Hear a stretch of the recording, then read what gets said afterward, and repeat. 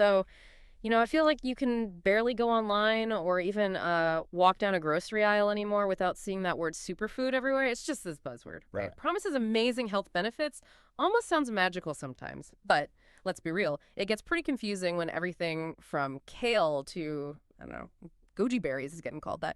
So today we want to cut through some of that marketing noise. Yeah, our mission in this deep dive is really to dig into what the American Diabetes Association, the ADA, actually calls superstar foods. Yeah. And these aren't just trendy things, they're backed by evidence. They're really key for a healthy meal plan, especially, yes, for managing diabetes, but honestly, for anyone who just wants to eat better and, boost their overall health. Right. And that difference is so important.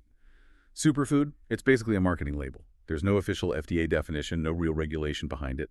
But the ADA's superstar foods, that's different. These are picked based on solid science. They're seen as genuinely vital for health, playing a big role in potentially preventing diseases, supporting your metabolism. They're chosen specifically because they're rich in things like protein, those healthy fats, a whole range of vitamins, minerals, antioxidants, and very importantly, fiber. Exactly. So this isn't just for folks managing diabetes. If you're aiming to improve your nutrition, figure out what really fuels your body best, optimize your health, you're definitely in the right place. Hmm. And it sounds like the ADA isn't just like picking random foods. They're looking at the whole nutrient picture. Given that, what's maybe the biggest mistake people make when they think they're eating a superfood versus what the ADA highlights is actually impactful for, say, keeping blood sugar steady? Well, I think what often trips people up is this idea that one single superfood can be a magic bullet. Or maybe that some really exotic berry flown halfway across the world is automatically better than, say, spinach or beans. The ADA's approach really stresses the pattern of eating. It focuses on everyday foods, things that are accessible, that provide consistent benefits over time. It's much less about one miracle ingredient and much more about the combined effect of these nutrient-dense choices day in, day out. That's a really helpful way to think about it. A pattern, not just a single item. Okay, let's unpack this then. Let's start building that healthier plate kind of step by step. And to make it really practical, let's start with the foundation you mentioned, that diabetes plate concept from the ADA. Can you quickly explain that? Yeah, absolutely. It's actually a wonderfully simple visual tool. It makes putting meals together much less daunting. Just picture your dinner plate. You want to fill half of it, a generous half, with non-starchy vegetables. Okay? Then one quarter, just a quarter of the plate, is for your protein foods. And the last quarter, that's where your carbohydrate foods go.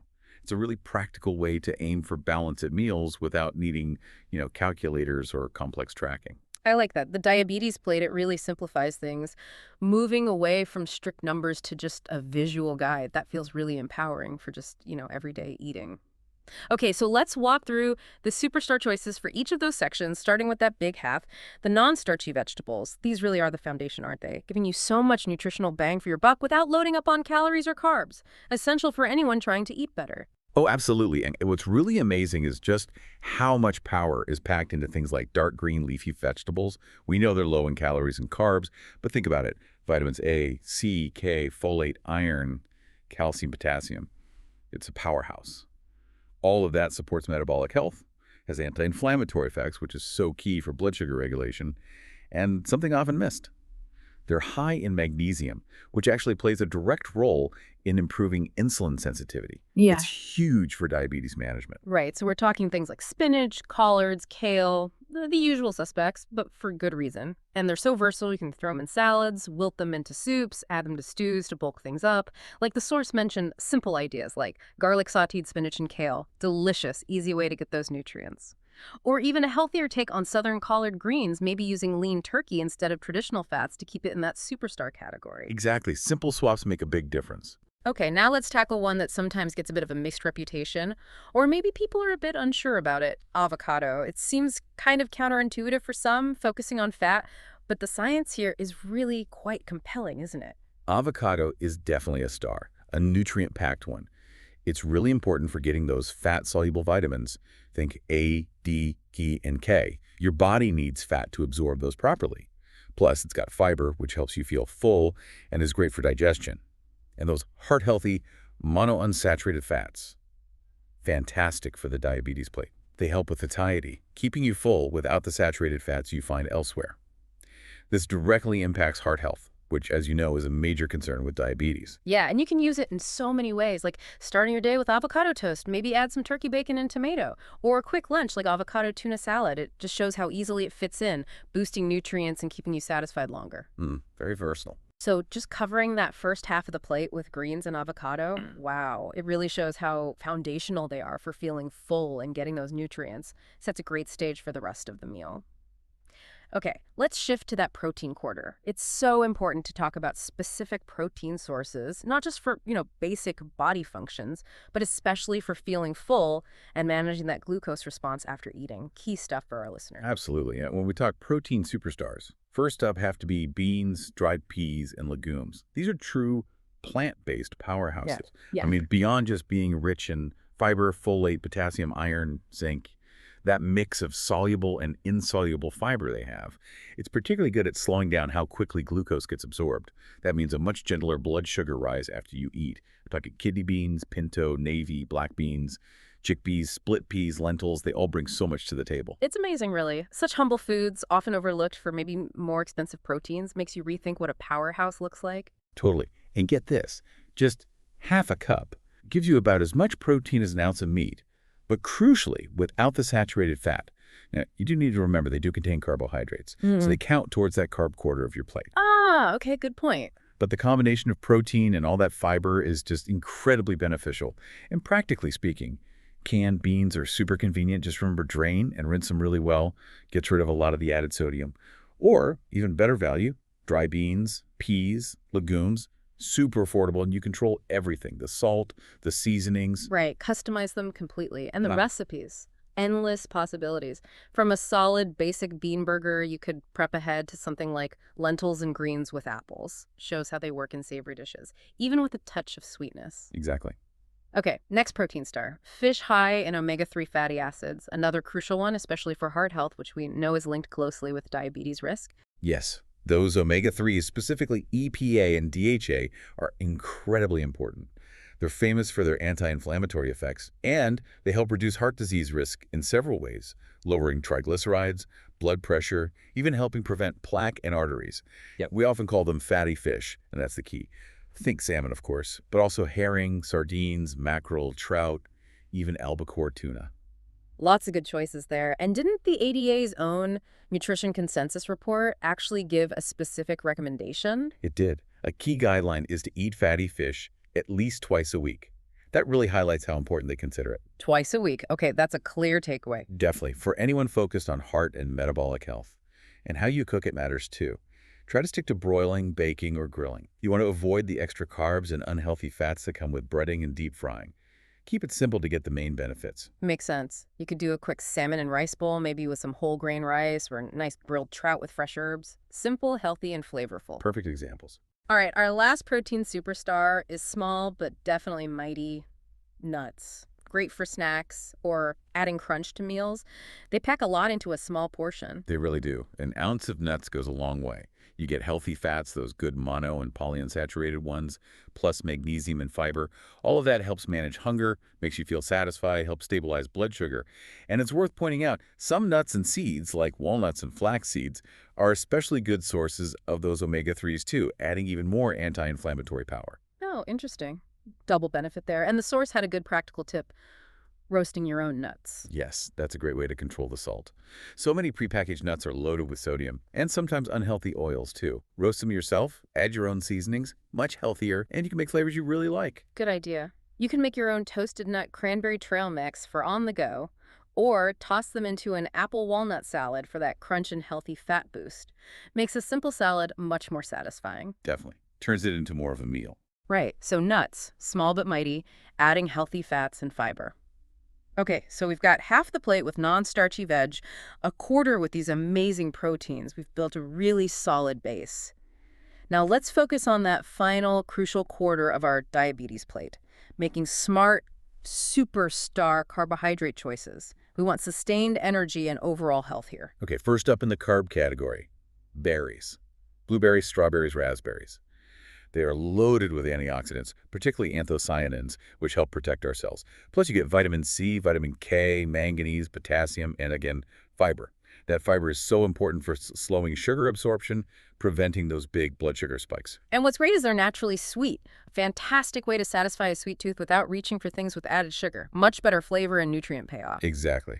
You could use them in a simple berry salsa, sounds amazing on grilled chicken or fish, or just a classic berries and cream, maybe using some plain Greek yogurt instead of heavy cream for a healthier treat. Berry salsa. I like that idea. Okay, so what about citrus fruits? What does this all mean for them? We all know vitamin C, obviously, but there's more, right? Yes, definitely known for vitamin C, but they also provide fiber, folate, and potassium. So think grapefruits, oranges, lemons, limes, all great choices. But here's a really key point, especially for managing blood sugar. Always opt for the whole fruit instead of the juice. You really want all the benefits, especially the fiber that's in the pulp. Juice often removes that fiber, and it's the fiber that helps moderate how your body processes the natural sugar in the fruit. That's such an important reminder. Whole fruit over juice. Got it. And they can brighten up savory dishes too, like that broccoli and mandarin orange salad idea or a winter salad with citrus. Adds a nice zing. Definitely adds vibrancy. Okay, next, carbohydrate superstar, whole grains. These are fundamental for energy, but crucially for keeping blood sugar levels stable. Whole grains are powerhouses. They're rich in B vitamins, which are vital for energy metabolism, plus magnesium, iron, manganese. And the big one, fiber, both soluble and insoluble. That fiber is really what sets them apart from refined grains. It slows down digestion and absorption, giving you a much more steady, prolonged energy release, without those sharp peaks and crashes in blood sugar. And a key tip for finding them. Look at the ingredients list. Make sure the first ingredient listed says whole. That's a super practical tip. So we're talking whole oats, quinoa, barley, farro, whole wheat. Lots of tasty options beyond just plain brown rice for that quarter plate. Absolutely. Think about using them in something like cilantro lime quinoa, great side dish, or even trying savory Mediterranean oats. Most people think sweet oatmeal, but savory oats can be a fantastic nutrient-dense breakfast or even lunch. Savory oats. Yeah. Interesting. Okay, our final superstar category, milk and yogurt. We usually think bone health here, but there's more to the story for overall wellness, isn't there? There is. They're great calcium sources, yes, and often fortified with vitamin D. And there's growing research linking vitamin D not just to bones, but to broader metabolic health, maybe immune function, even how our bodies respond to insulin. But, like beans, it's important to remember milk and yogurt do contain carbohydrates, lactose, which is a natural sugar. So you need to account for them in your plan, especially if you're managing diabetes. My advice. Really look for lower fat options, and crucially, ones with no added sugars. Plain is usually best.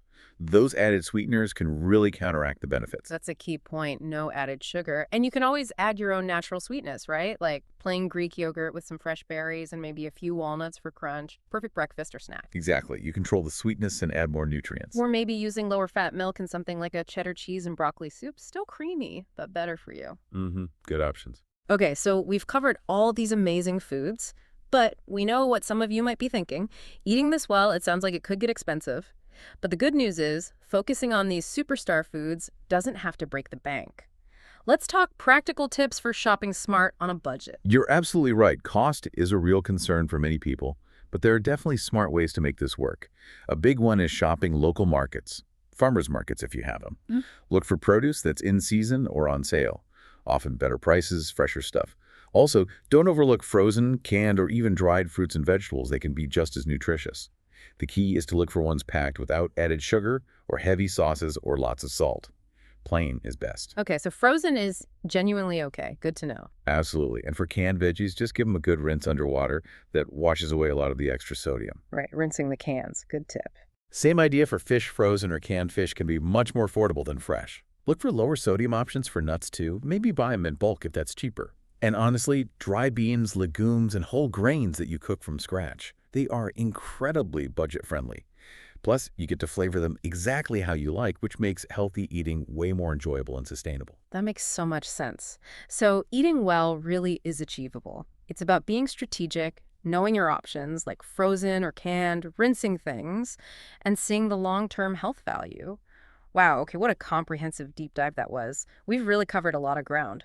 From those foundational dark leafy greens and avocados through Plant-based proteins like beans, heart-healthy fish, nuts, smart carbs like berries and whole grains, all framed by that practical diabetes plate idea, and even tips for making it affordable. It's so clear these aren't just random health trends, but really a science-backed approach to eating well. Yeah, and if we kind of zoom out, connect this to the bigger picture, Hmm. the main point is that having the knowledge is great, but it's most powerful when you actually understand it and apply it. These ADA superstar foods, they really offer a solid foundation, a blueprint for a healthier life. That applies whether you're actively managing diabetes or simply trying to optimize your nutrition for the long haul.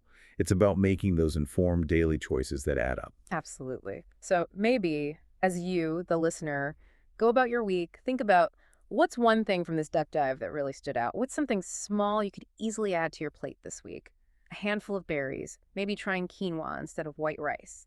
Think about how those small, intentional choices start building powerful habits, not just for today, but for your long-term health and well-being. And that really raises an important question for you to consider.